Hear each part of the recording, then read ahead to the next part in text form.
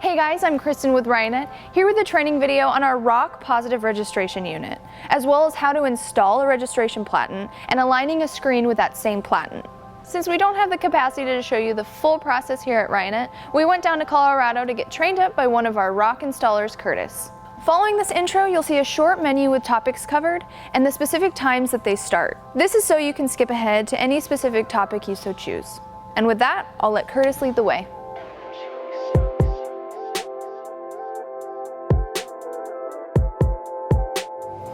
The registration pallet system is very simple. Simply remove one of your regular pallets. You're going to put your registration pallet on the press. Again, you have your points where you mount your pallets. You'll want to establish a consistent position as to where you load your pallets for all your jobs.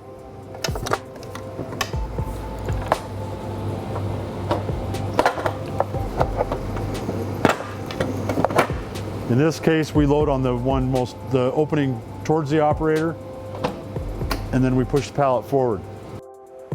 Okay, so the registration system allows you to clamp in your screen and align all of your film from screen to screen in the same place.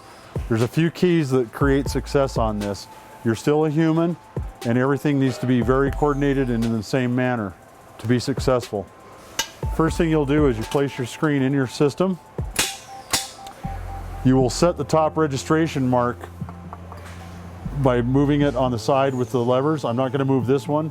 This one is set up for this particular shop, and that is where their top registration mark is all the time for their presses. So this one never moves. The bottom registration, we slide back and forth to align the bottom registration mark. So we take our artwork. The registration marks on this particular artwork are 3-point. 3-point is the same width as the opening on the crosshairs from ROQ. You do not have to use 3-point. However, if you do, it completely covers the green and you know you're lined up well. If you use a smaller registration mark, that's fine, but it's harder to line up because you need to know you're exactly in the center of those light guides. So I like a 3-point line because it completely covers it.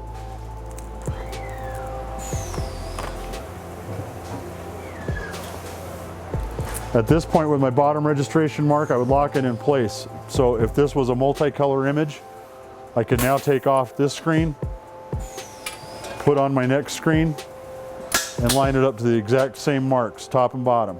So your film is going to be in the same XY coordinate on the screen every time from screen to screen. It's important that you always stand in the same angle from color to color on the screens for one job. If you load one film and you're standing back, such as I am now, and you load color number 2 and you're standing above it, then you have a different angle from your eyes and you could misalign your film. The success of the positive registration system all lies right here in your film. You're not going to be 100% correct in using film like this, but you will get as close as humanly possible. Again, the other point that creates success with this system is not only having your same angle when lining up your registration marks, but having the same person do it from screen to screen. Having two people line up different films from the same job, again, their eyesight's different, they're going to see the registration marks different, they're going to line them up different. So at that point, when you burn your screen and you move to press, you may have more micro from one screen to another. Even if I set up screens myself and am very careful, I may go 10 jobs without touching a micro, but I will still eventually have to touch a micro because I've either bumped a screen or I bumped a film and it hasn't been exactly lined up. Another key to success on the PRU system is to make sure that it's centered. One way to do that is a one-time calibration is by measuring from inside screen, and drawing a center line right down the middle of the screen. From that, line up that center line to these registration light marks by adjusting your outer rail. There's knob guides that let you loosen this rail and move it in and out. Once you line those up, set it, and it's set to that screen from on the center line of the screen.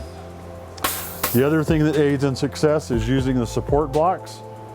These support blocks screw in and out to change their elevation. There's one on each clamp. There's also one on the rail. If they're set properly, your screen should sit flat on the registration guides.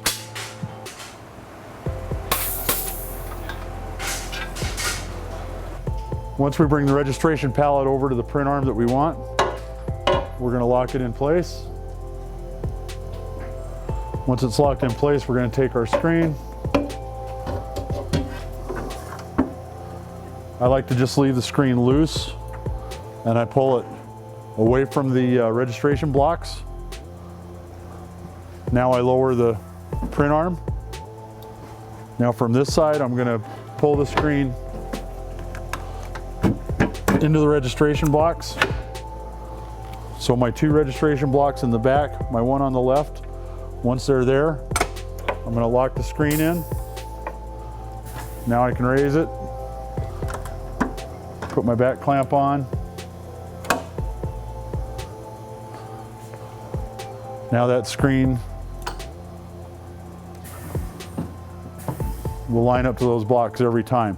Every subsequent screen that we put on will line up to that same XY coordinate.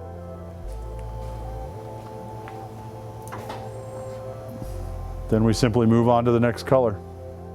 Thanks for watching this video, guys. Be sure to subscribe to our YouTube channel or follow us on Facebook for more great screen printing videos.